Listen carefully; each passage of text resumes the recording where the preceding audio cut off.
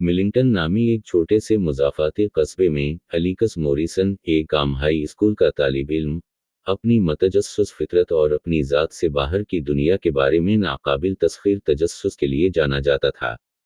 अलीकस को जुनून की हद तक शौक था कि वो ज़मीन से बाहर आसमान पर चमकते सितारों को करीब से देखे, गैलेक्सी की सैर को निकले और दूसरी दुनियाओं की मखलूक़ात को जाने और इनके तौर अतवार देखे। अपने उसी जुनून और शौक की तस्कीन के लिए इसने एक दूरबीन खरीद ली जिसके ज़रिए वो रातों को घंटों बैठकर चंद सितारों पर फोकस करके खुशी महसूस करता। गर्मियों की एक शाम के अवाखिर में अपने घर के लान में बैठकर सितारों को देखते हुए इसने रात के आसमान पर एक गैर मामूली रोशनी फैलती देखी।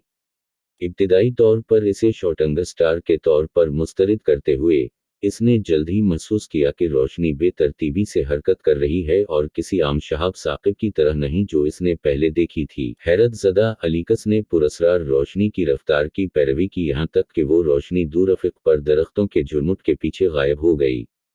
तफ्तीश की नाकाबिल फहम ख्वाहिश महसूस करते हुए इसने अपनी साइकिल पकड़ी और जंगल वाले इलाके की तरफ रवाना हो गया। हर पेडल स्ट्रोक के साथ इसका दिल धड़कता था और जोश इसकी रगों में दौड़ता था।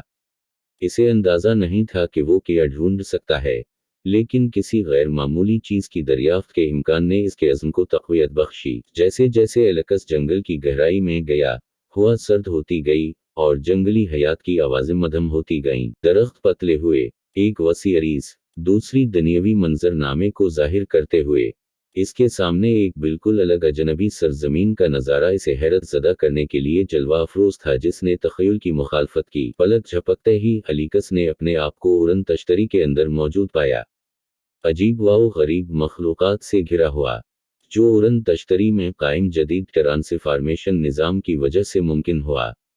उड़न तश्तरी में मौजूद मखलूक की आँखें चांद की तरह चमक रही थीं, चांदी की चमक के सोट में मलबूस वो अजनबी थे।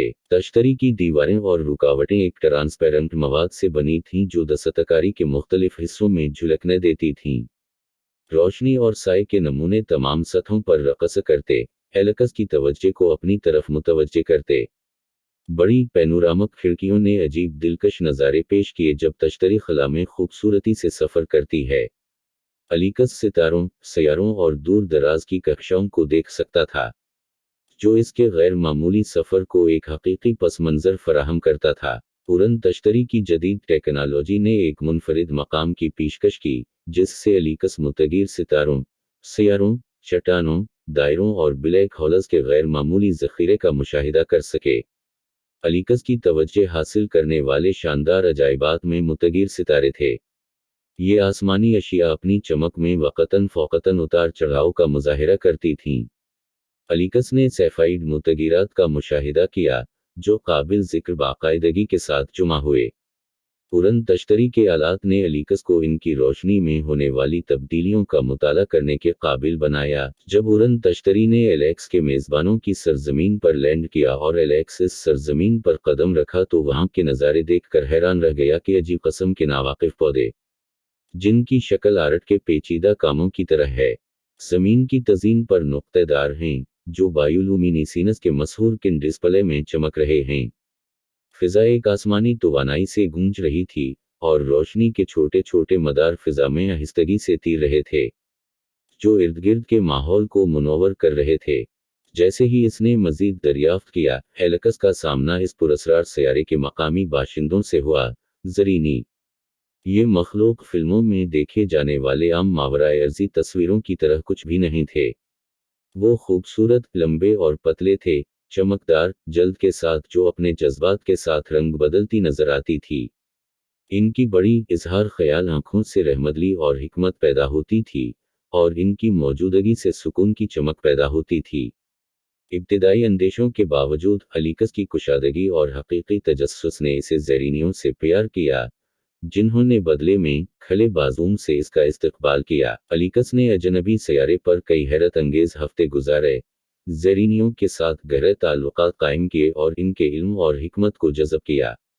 आखिरकार इसके लिए अलविदा और ज़मीन पर वापस आने का वक्त आ गया।